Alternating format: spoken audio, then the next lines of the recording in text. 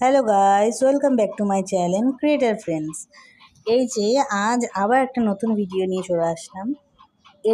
এদের তিনজনকে আজ আবার ছেড়ে দিয়েছিলাম একসাথে। তো বেশি দিন ছাড়া হয় না, কিন্তু সপ্তাহে 4-5 দিন এরকম ছেড়েই দিই। তো এই যে আজকে একসাথে খেলছে, আর না হলে কোনো কোনো দিন আমি একজন একজন করেই ছাড়ি।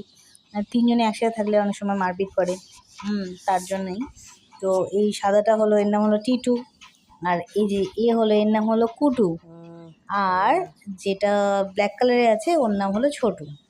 তো এরা তিনজনই, এই সাদাটা ছেলে, কালোটা ছেলে, আর ওই যে ব্রাউন কালারটা ও হলো মেয়ে।